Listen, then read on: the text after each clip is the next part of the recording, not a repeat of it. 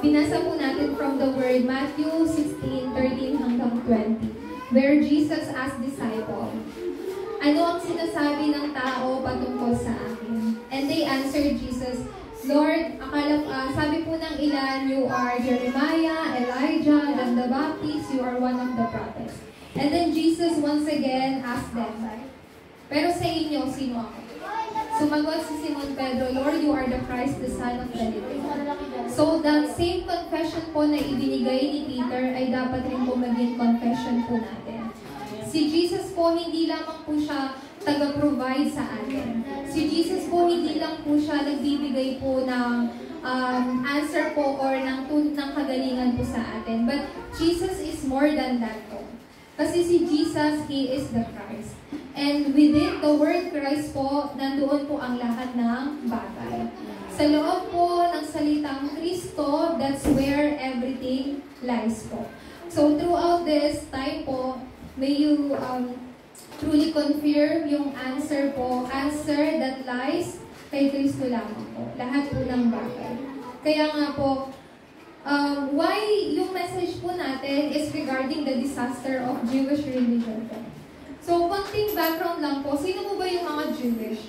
Sila po yung mga Israelites po. God has called them po. Like us, they are people of the covenant po.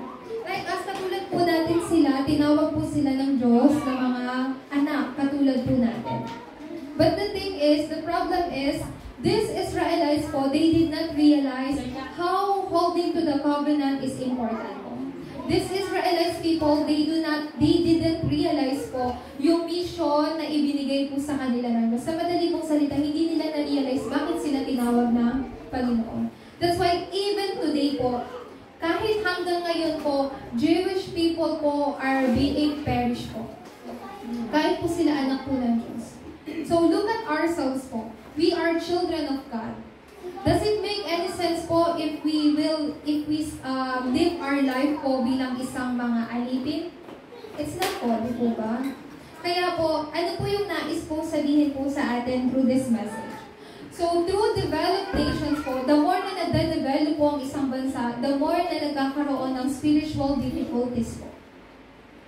So, the more po na sa panahon po na year 2080 po, mas lalala pa po, mas bibilis pa po yung, yung pag-improve ng technology po natin.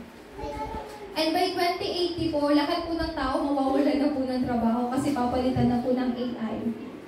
And you have to, kailangan po natin magkaroon po ng ganito pong imaginations po and idea. But then, let me tell you one thing po, the more ng isang bansa po ay nagde-develop, the more po ang spiritual problem po ay nag-i-spread po. So, ano po yung dapat po nating malaman from this message po? These Israelites po, these Jewish people po, like us, they are children of God. Pero they're living their lives po na parang katulad po ng isang hindi mananampalataya. What is God's covenant po? God's covenant po ay hindi po nawawasak po o hindi po nagbabago. When He called us as His children po, it's eternal covenant.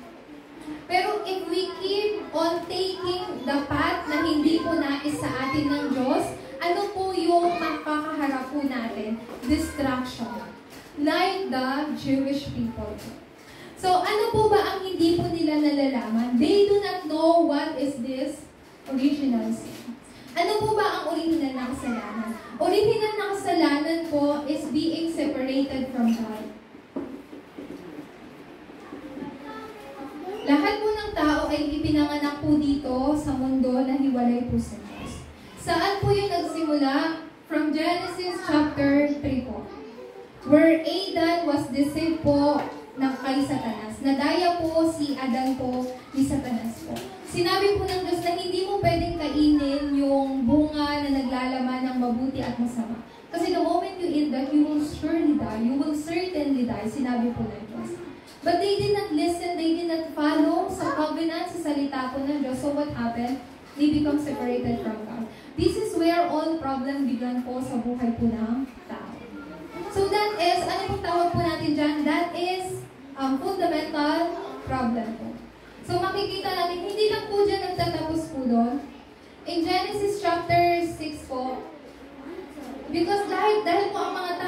ay meron pong fundamental problem or original sin po. So nagkaroon, lahat po ng tao that time po ay naging makasalanan. Lahat ng iniisip nila, lahat ng ginagawa nila, lahat po ay makasalanan po. But then, sino po ang tinawag ng Diyos? God called Noah po. So ito po yung time kung saan yung mga Nephilim po, yung mga taong mga malalakas, si Satanas po. Ibig sabihin yung background po nito ay si Satanas. At after that po, nilimol po sila ng Diyos. I mean, kasi lahat po ng tao, naging disappointed po yung Panginoon. Bakit niya ba daw po nilikha yung tao? Kasi naging makasalanan po sila. So God decided na aalisin ko lahat ng mga tao sa mundo sa pamamagitan ng baha. So lahat ng tao ay namatay sa pamamagitan ng baha. Pero in Genesis 11, they decided, let's build the Tower of Babel. Nang sa ganun, kahit magpadala ang Diyos ng malaking baha, hindi tayo mamamatay. Pero on the top of the Tower of Babel, ano po yung purpose po nila? Is to worship idols po. So Jewish people doesn't know this original sin. Lahat po ng problema, all problems po come from this spiritual problem. Ito pong spiritual na problema po na to, lahat po ng tao ay ipinanganak na meron po nito. At ang resulta po ng fundamental and spiritual problem po na yan ay makikita po natin from Acts 13:16-19. They struggle po. Bakit po sila nag-struggle? They struggle sa buhay po nila to find out kung ano yung solution sa problems nila. When we try to solve our problems po, and kapag hindi natin makita yung solution from that problem, we are really struggle to find out yung solution sa problem po na yun. Tama? And kapag wala tayong answer, sumasakit po yung ulo po natin kapag wala tayong solution sa problem natin. So people po, they are struggle to find yung answer po, but they are falling into, saan po? Maling method. It is not God's method po, but it's man's method. Humahanap po sila ng ibang paraan to escape from this problem po. But let me tell you one thing po, no one can escape from this problem po except lamang kay Kristo. That's why ipinadala po sa atin ng Diyos si Kristo. God has promised us Christ at ito pong si Kristo, siya po yung nagkumpleto ng ating kaligtasan. Ang resulta po ng taong nasa loob ng ganito pong estado ay nasa 6 states of non-believer po. What is this po? Sila ay nasa loob ng curses, disaster, their background, impyerno.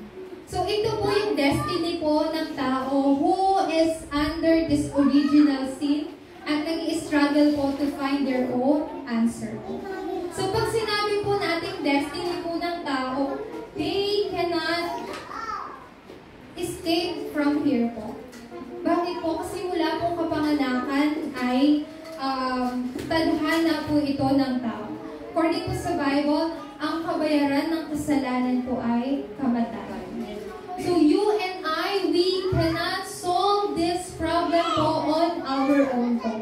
There are problems you can solve po, but it's all temporary po. What God has given us is unique and eternal solution sa tao. And that is Christ po. When Jesus asked His disciple, who do you say that I am? Ano pong sabi ni Simon Peter? Lord, you are the Christ, the Son of the living God. Meaning to say po, Jesus is the Christ. Yung Jesus Christ po na naririnig po ninyo before you receive salvation is not the same Christ na kinonfess po ni Peter. Yung Jesus Christ po na naririnig po ninyo every Holy Week po, it's not the same Christ na kinonfess po ni Peter. Why? Because our Christ is unique and eternal solution po. Our Christ has solved everything on the cross. Therefore, ano po yung sinabi po dito? Ang salvation po ay ibinigay sa pamamagitan ng pananampalataya. For it is by grace you have been saved through faith daw po. Pero, ibinigay ng Diyos sa pamamagitan ng kanyang habag. What is grace po? Maaari po nating maihalin tulad ang habag ng Diyos bilang isang regalo po. Kasi when we say regalo, libre po itong ibinigay sa atin ng Diyos. For it is by grace you have been saved through faith po. Bakit daw po dahil sa habag? So no one can boast daw po. Bakit daw po regalo ng Diyos? Kasi para hindi po daw tayo magmalaki sa harapan ng Panginoon. Kaya nga po, God promised Christ because there was no other solution po. So, tanging si Kristo lamang po yung solution. And what He promised us? God has promised us ng kasagutan. Ano po yung kasagutan na ipinangako po sa atin ng Diyos? So, what is the reason po? Who deceived Adam? Satan. Sino po yung background ng Nephilim? Satan. Ano po yung purpose ng tao? Why they built Tower of Babel? To worship idols. Who is the background of idols? Satan. But God has promised you an answer. What kind of answer po? In Matthew 12:26-30, it is to bind Satan's power. God has given you this promise ng kasagutan po. How can you bind Satan's power po? In the name of Jesus Christ. Satan is not afraid. Satan is not afraid because you are strong po. I mean, Satan is not afraid because you have something po kumpara sa ibang tao. Satan is not afraid because of our knowledge or experience po. Satan is afraid only kay Kristo lang po. Kay Kristo lamang. That's why to be able to bind Satan's power in you, in your family, you need the power of Jesus Christ. Amen po ba? And this power of Jesus Christ is already within you. No one can bind Satan's power po if it's not Jesus' power po. And you possess that name already po. So use that name. And in Matthew chapter 12, verse 43-45, ang isang masamang espiritu po, alam niyo po yung seven evil spirits po. Or yung isang espiritu po, naghahanap po siya ng isang lugar o isang lungga na malinis po. So meaning to say po, kapag nakita ng isang masamang espiritu na yung lugar na pinuntahan nga ay malinis, walang laman, aalis siya sa tahanan yun, tas magdadala pa ng pito niya kasama na mas malalakas pa. You know po, what's the message of this world? Empty your mind. Empty yourself. You can become like God. Sabi ni Satan in Genesis chapter 3 verse 5, anong sabi niya? You will be like God. Dinaya na po si Adan eh. Kasi ang sabi po ng Diyos, kapag kinain mo yung bunga na to, ikaw ay sigurado mamamatay. Pero ano sabi ni Satanas kay Adan? No, hindi ka mamamatay. Ayaw lang ng Diyos na malaman mo yung mabuti at masama. Kasi magiging katulad mo siya. So that's the message of this world po. Yung three organization, ano po yung message nila? There's power within you. There is someone inside of you. You have to find it out. You have to discover your other self. So I think yung katulad po ni Juliana, they are very familiar with this kind of quotes po. You don't have to, ano nga po ito, you don't have to listen to others. You have to listen to yourself. So ano pong ibig sabihin po nito? Si Satanas po, Satan is the one who deceived Adam po. Kaya nga po, ito pong evil spirit po, kapag nakita niya na yung lungga ay malinis, babalik uli siya nang mas kasama niya pa po yung mas malalakas na 7 evil spirit po. Meaning to say po, yung spiritual state po ng taong yon ay magiging much worse pa po. Spiritual na estado po. But we are God's children po. What is in us is Holy Spirit po. God's Holy Spirit.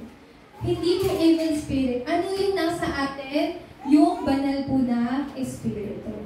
Yung pagninilay-nilay po natin ay sa loob po ng salita ng Diyos.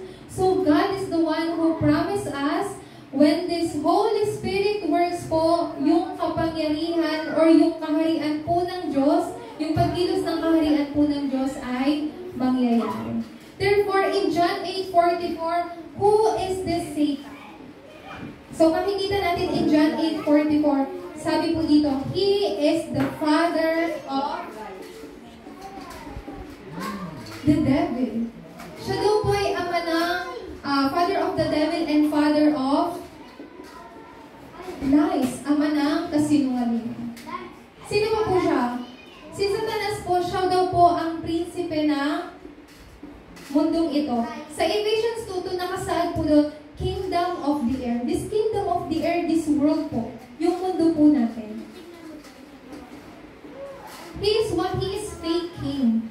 The kingdom of the air po. Sino pong kumikilos? It is Satan po. But what God has promised you, God has promised you the power sa pangalan po ni Jesus Cristo. So do not ever be deceived by Satan po. You cannot see God. I mean, tayo hindi po natin nakikita ang Diyos. We cannot see God, we cannot see angels, we cannot see Satan. But how can we overcome Satan's power po? This, the name of Jesus Christ po. By praying po, by confessing, by using the name of Jesus Christ po, you can destroy and defeat Satan's power. So this is the answer that God has promised to you. The name of Jesus po. Kaya nga po, bakit dumating po? Why the disaster has come upon to Jewish people po? Why? First of all, they do not know this original sin po. They do not know what is God's covenant. And they did not listen to God's word po. They neglect God's mission po. They neglect. God has called them po, pero they neglect God's calling po. It's really sad po. They're child of God po, pero ang buhay po nila ay parang katulad ng non-believer. Hindi po dapat ganun yung maging buhay natin. Why? Because we are children of God po. That's why God has promised us this prophesied Christ po. According in Genesis 3:15, alam niyo to, the offspring of woman. Who is this offspring of woman po? It's none other than Jesus Christ. Bakit ipinangako po sa atin ng Diyos ang binhi ng babae? To solve this original sin. Para makalaya po tayo sa original sin. Let me tell you once again po, no one can escape from this original sin except lamang po kay Kristo. Kung hindi sa pamamagitan ni Kristo. How did we receive salvation po? Because of the grace of God. Kaya nga po, sa Exodus chapter 3 verse 18 po, when they offer blood sacrifice po, they were able to escape from Egypt po. When they put the blood on their doorpost, they were able to exodus from Egypt. Who is this blood sacrifice po? Sino po yung sumisimbolo po dito? Si Kristo. It is Christ. Pangatlo po, in Isaiah 1 Samuel chapter 7 verse 7 to 9 po. This is Samuel po. Si Samuel po, kasi even this time po, yung mga Israelites po, Philistines keep on attacking them. But through one person, through Samuel po, nangyari po yung tinatawag na Mizpah movement. So in Mizpah, Samuel gathered all the Israelites. Anong sinabi ni Samuel po sa kanila? Get rid of your idols.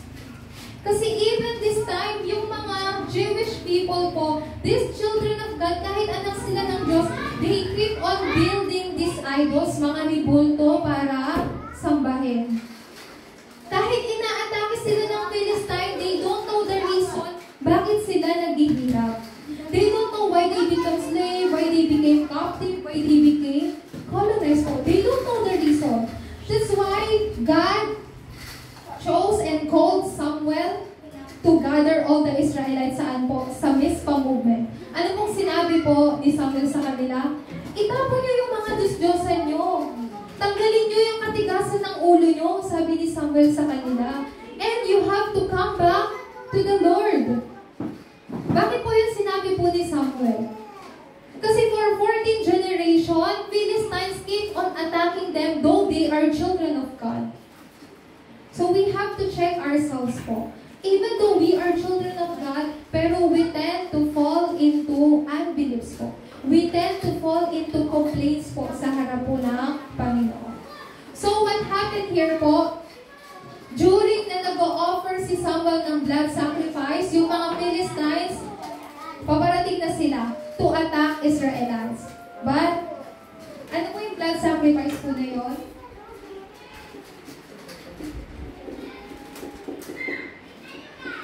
It's same with our worship time po.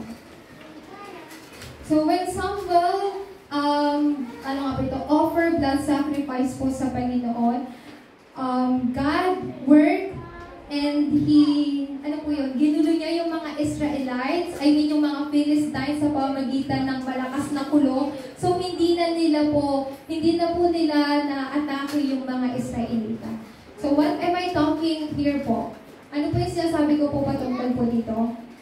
Ibig sabihin po dito, during our worship time po, during our worship time, the power of darkness are being crumbled down po. Do not lose your worship time po. Our worship time po, it's the time to receive and confirm God's answer and strength sa buhay po ninyo. During our worship time, God is giving you strength po. Even though you are weak physically po, but when you gain spiritually power po, everything will be restored po. So just like this po, it's our worship time. In Isaiah chapter 7 verse 14 po, makikita po natin dito, dahil po sila ay naging captive ng Babylon for 70 years. But then, God promised this Emmanuel sa pamagitan po ni Prophet Isaiah. Who is this Emmanuel? Si Kristo po. So when they held on to this covenant po, they were able to escape an exodus from Babylon. Amen. Kaya po, sino po yung prinopusiyang Kristo sa atin? Ito po. Siya po ang prophesied Christ na ibinigay po sa atin ng Diyos at siya po ay nagkatawang tao. This time po, this is Old Testament po. This one is Old Testament at ang tawag po sa kanya, hindi po Kristo, Messiah. Pag sinabi pong prophesied po, hindi pa po nangyayari. Kumbaga, pinoprophesize pa lang po. But in New Testament po, ipinangako po siya sa atin bilang isang Kristo. This prophesied po na mga scripture po dito ay nagkaroon ng katuparan sa bagong tipan. So, ito pong si Kristo, nagkatawang tao. That is the meaning of incarnation. Incarnation po, ibig sabihin po niyan, siya po ay nagkatawang tao. Siya po ay Diyos, pero siya ay nagkatawang tao to save us po. And what is true healing po? Ibinigay po, sa pamagitan ni Kristo, ibinigay po sa atin ang Diyos yung tunay na kagalingan. What kind of healing po? Healing from our fundamental, healing from, healing hindi lang po sa fundamental problem po, pero healing from spiritual problem po. Ang tunay na kagalingan po ay matatagpuan lamang po kay Kristo. So what is this miracles po? It is absolute impossible po. Pero, let's regard po na yung salvation po natin ay milagro na ibinigay sa atin ng Diyos. So, tanging si Kristo lang po yung nagkatawang tao and it's something absolute impossible po. Pero God made this as absolute possible po. Sa mata ng tao, it's absolute impossible, pero sa Diyos po, there's no absolute impossible po. So you have to hold on to God po, who can do everything for you po. Do not hold on to temporary things po.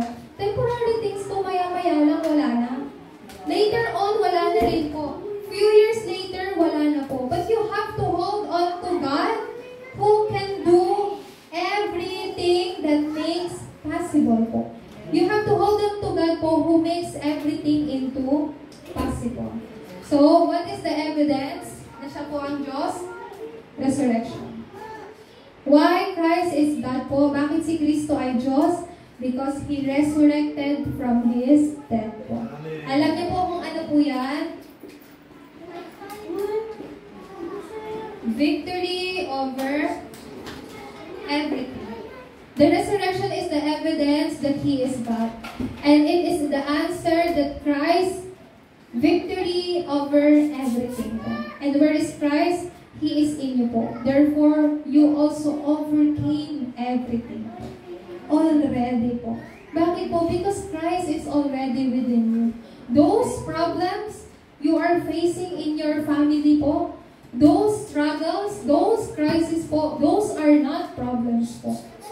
Those are not problems because Christ already finished it on the cross po. When you face problem, you have to find the answer. When you face crisis po, there is always mga opportunity.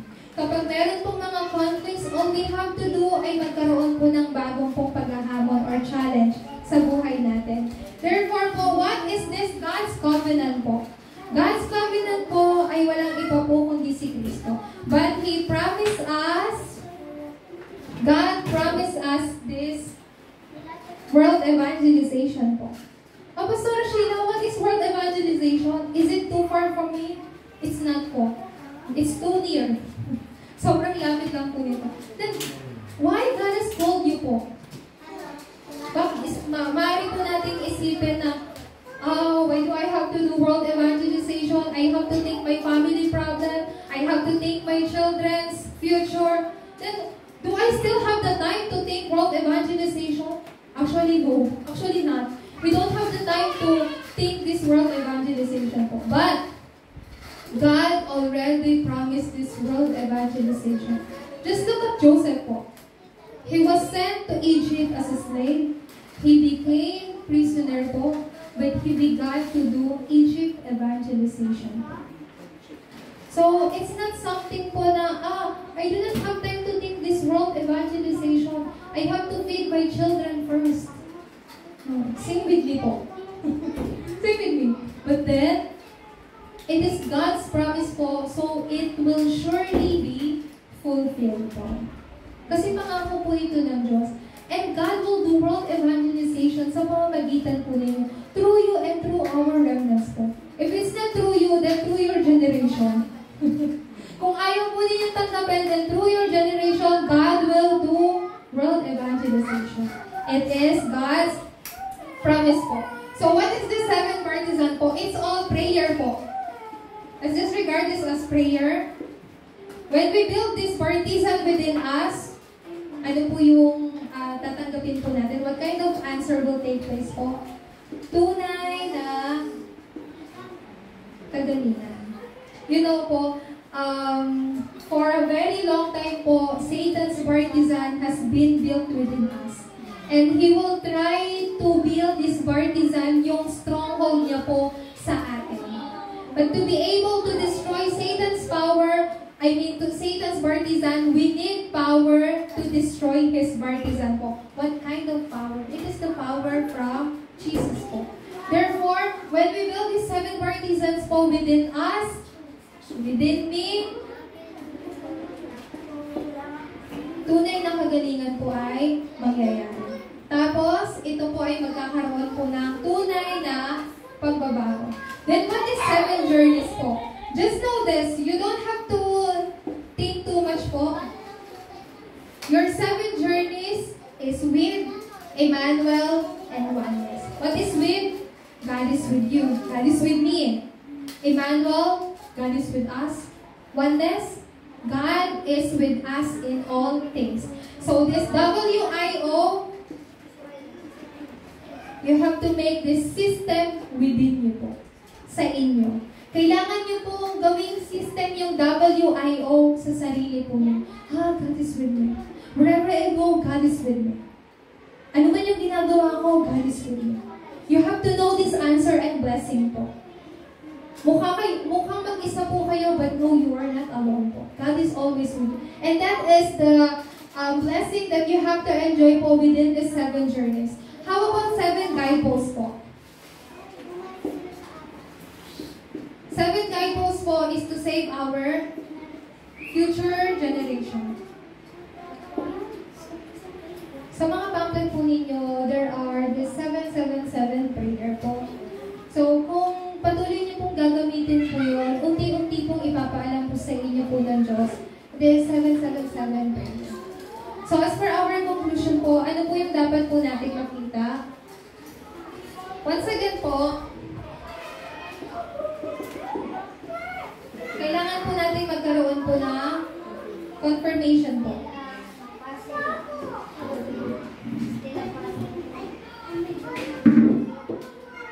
Confirmation po saan? Sa ating pong assurance.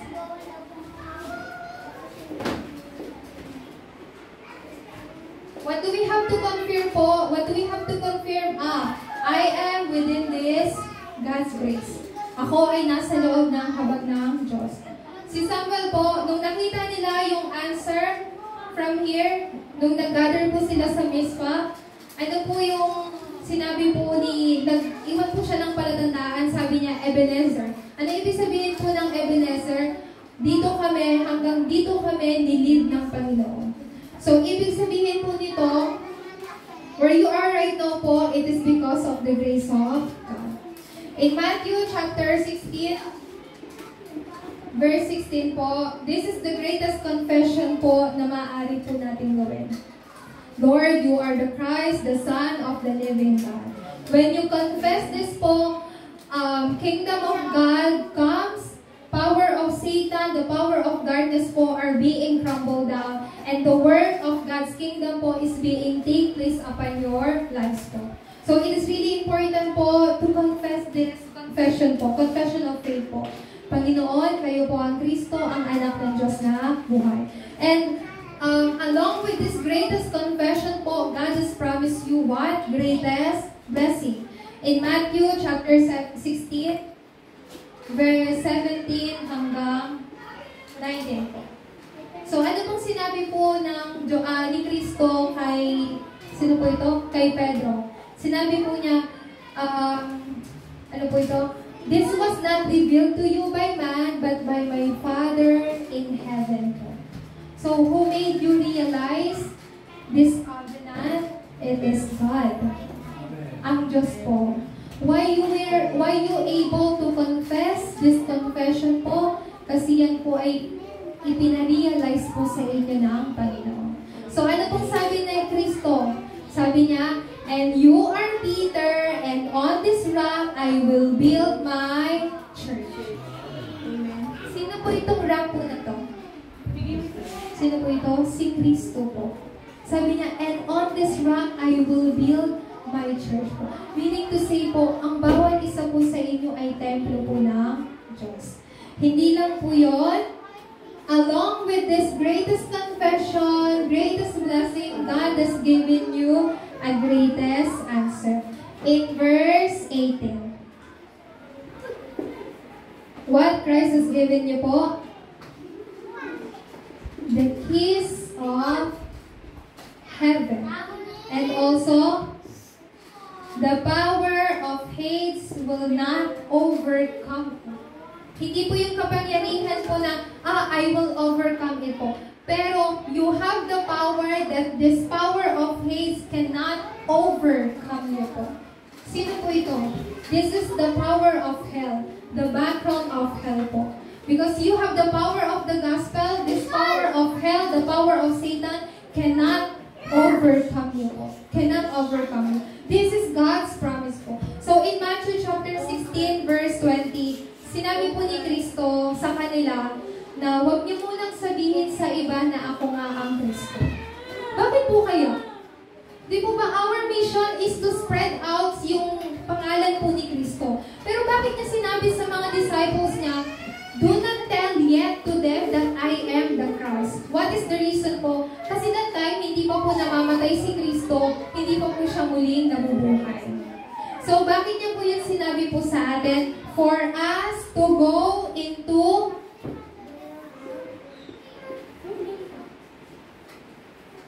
assurance po. So, for almost a month po, we talk about the 7 assurances po. To go deeply into this 7 assurances po. So, alam niyo po ba ang dapat po nating makita? Why these Jewish people face disaster po?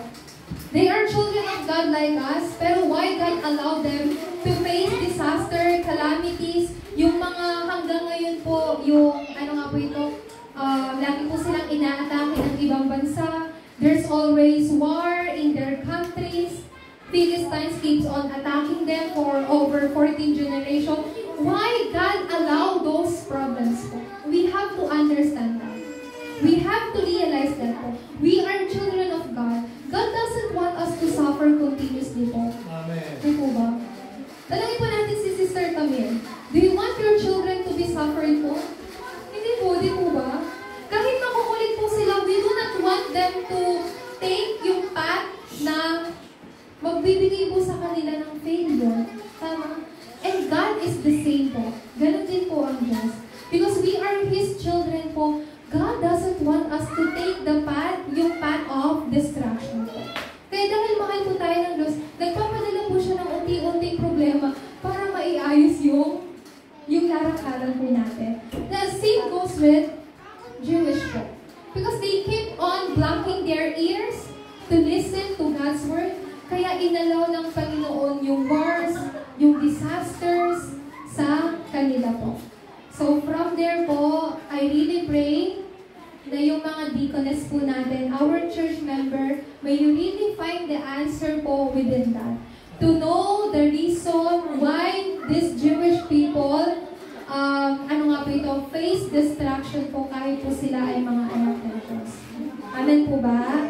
Amen. So dinadalangin ko po na ma-realize po natin at mapagtanto po natin in this age of disaster, age of mental illnesses po, God has called you and I po, to hold on to this gospel po and to preach this gospel of Christ. Tayo po ay manalangin. Let's pray. Our Heavenly Father God, maraming salamat po sa inyo pong salita.